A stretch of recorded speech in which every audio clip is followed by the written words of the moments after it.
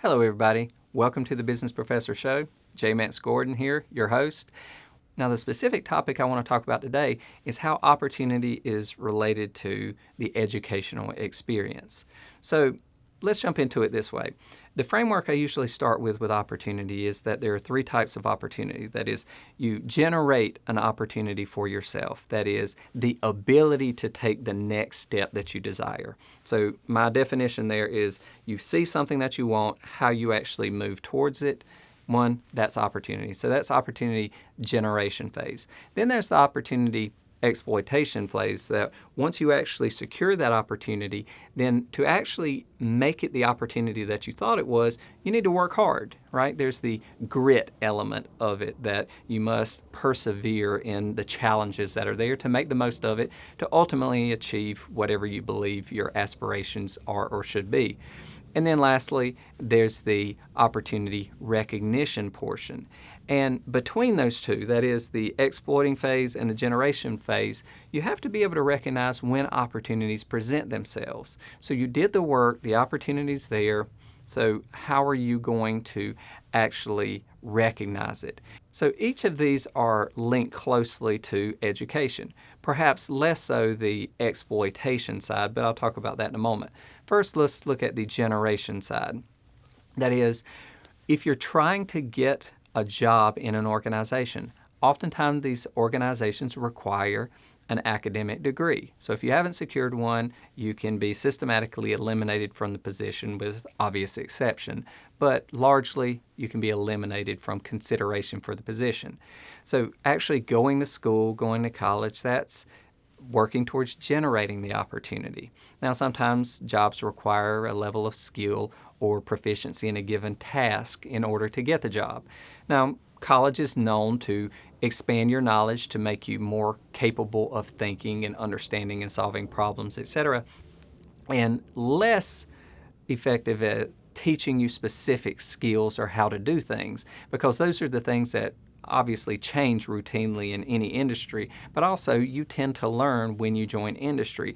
But you're better able to learn and do those things when you have the theoretical foundations and background understanding.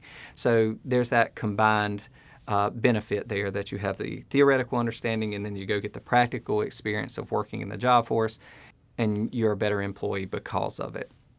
So that's opportunity generation, and there's an obvious link between education and that, specifically because educational environments increasingly serve a human resources function, that is, being the recruiting source, being the provider of new talent to organizations, to bring these companies onto campus to actually interview and provide employment opportunities to employees. So that's the generation phase. Then you have the recognition phase. Now, this is the career development stuff that I like to focus on a good deal, because if you don't recognize what an opportunity is, it's very difficult to take the next step of going about exploiting that opportunity. That is, if you don't recognize that in order to secure a position, that it's not one single thing you need to do, it's these steps you need to take.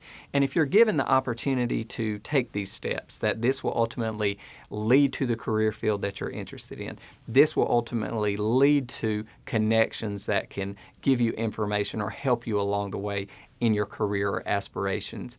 If you can't recognize that, then once again, you're at a disadvantage. The educational environment, particularly because of the human resources function that they serve, does tend to expose students more readily to this type of opportunity recognition. That is, they are constantly telling the students, look, here's the value of networking. Here's why you should show up here. Here's an example of what happened when somebody did this type of internship. This is the results that can come when you join a research study in undergraduate. That type of thing. So the recognition piece is a strong part of the educational environment, no doubt. And then there's the exploitation piece. And there's a social component to the organizational structure. That is, moving up is not just based upon knowledge and skills. It's largely based upon how well you relate to those around you. That is, those above you first, then beside you, then below you. So as you move up in the organization, your success may be dictated by how well you relate to, that is, you exercise managerial capacity over those below you. the opinion of those around you, and particularly individuals tend to move up early in their career path based upon their connection with their immediate supervisor. So, once again, the educational experience or environment can be of assistance and prepare you there. Not just the in-class lectures and what you learned about organizational behavior and human psychology and things of that nature, but more along the lines of you've all experienced this educational thing that is higher education. You have some commonalities there, things that you can talk about, and this common understanding is the starting point for relating well to others. Endearing yourself to others is very closely linked to the other person feeling that they're understood and you as well feeling that the other person understands you. So in this regard, this is how I would say education is so closely related to opportunity, particularly with regard to career path or field opportunity, which is oftentimes the dominant reason why many people attend academic institutions. So with that being said, that's the topic I want to bring up for discussion today. If you have input or insight, please jump into the forum. Let us hear from you.